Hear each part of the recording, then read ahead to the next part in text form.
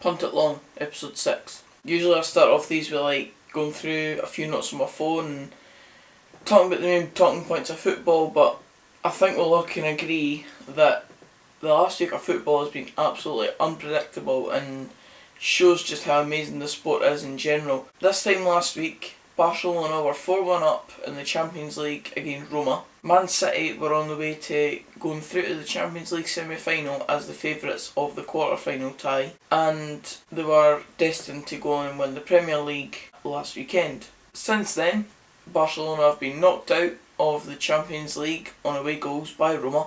Manchester City have failed to win the Premier League against their rivals when they were due to, and have been knocked out of the Champions League by Liverpool at the hands of a 5-1 aggregate score over 2 legs. Football just simply boggles the mind, and it's amazing because it's only really football that can deliver this kind of stuff, and that's why the message at the start of this one was football madness, because it really just is. Football is so unpredictable and amazing at the same time. You can't predict what's going to happen next, even just on the basis of my own team, Dumbarton, and our league in general, the Scottish Championship. We went into the weekend's game having not won at Falkirk in 7 years, not won against a full-time team away from home all season, but put in one of the best displays that we have all season, obviously, especially away from home. And last night in the Championship, Dundee United, who have been on a downward spell for weeks now, lost 3-2 to part-time Dumbarton at the weekend, went and defeated the champions-to-be St Mirren 1-0 at home to stop them from winning the title at Tannadice. And on the back of that, last night when the English Championship fixtures were coming to a close, I think Ipswich were winning their game, and afterwards Mick McCarthy, the Ipswich manager, was the Ipswich manager, came in his press conference, said a few words, and then quit mid-press conference. And that was mainly just down to the fact that he just knew that the fans didn't appreciate him anymore, and he didn't want to be in that sort of environment. It's just another thing to add to the bow of that football is just pretty strange at times, but it's why we love the sport. It's the only thing that can make moments like that happen, and obviously I'm not just talking about the Mick McCarthy thing, I'm talking about everything in general.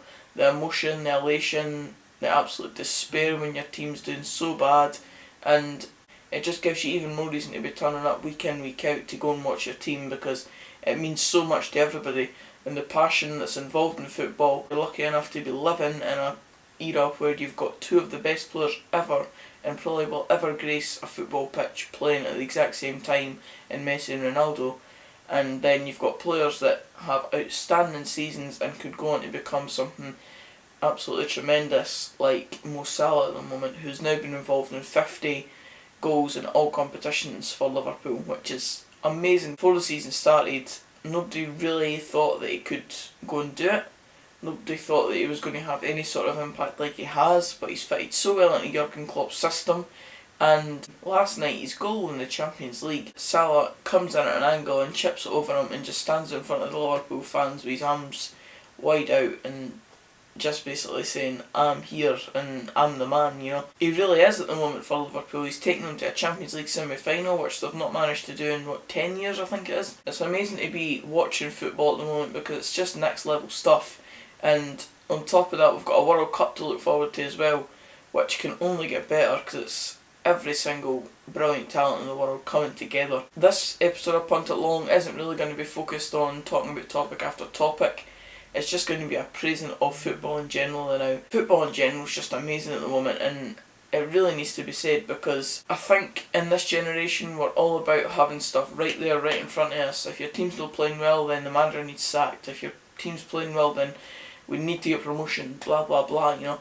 So I just think we need to all kind of take a step back and see how good the game actually is at the moment, because it really is next level, as I've said before, and I'm just loving watching any type of football at the moment. Obviously with that though comes a really good time for watching your own team, and at the moment you can't really fault anything Dunfermline are doing.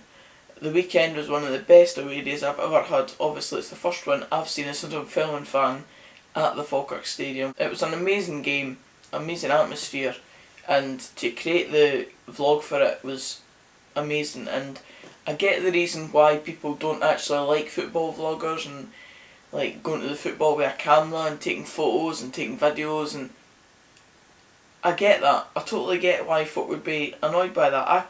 I would probably be like that if I wasn't a football vlogger per se. I like the fact that you can create your own day and keep it documented within your own kind of portfolio of stuff, and whilst it does have its negatives, because when you're pictured in pictures by the club photographer like I was at the weekend with a camera, it does look a bit bad, and it can look a bit bad in the fan base in general if you're sitting there with your camera and everyone else is going mad, but then you're the one that gets focused on because you're the one that's not actually getting involved in it. But you could hear in the video when you watched it that I was clearly getting involved in the atmosphere, and I loved every minute of it, and I like creating content whilst being able to create a good wee kind of mini documentary about it as well. So now onto the question part of the video, where basically last week I asked you, in Alan Pardeau's most successful season as a Premier League manager, who was the top goal scorer for Newcastle in that season. 6 people answered,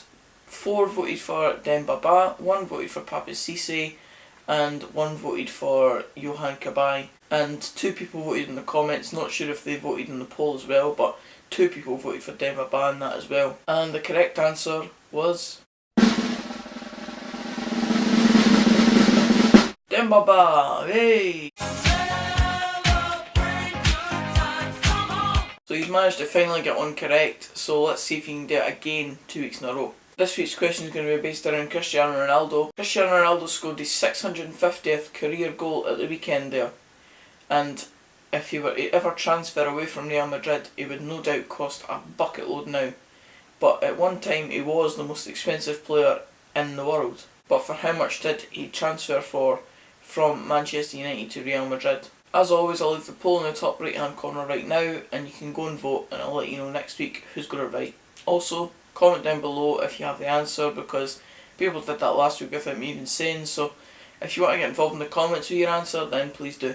That's all for this week's episode of Punt It Long. Tried to make it a wee bit different this time rather than just going over different topics and stuff. Try and make them a bit shorter so that people are able to sit and watch them without getting a bit bored. So cheers for watching this video. If you enjoyed it, give it a like, and don't forget to subscribe for more of this type of content. I'm going to be bringing you different type of content in the next few weeks. I'm going to be starting a football documentaries type series, so if I can manage to get one of them done before Saturday, then you'll see one of those. If not, it'll be next week.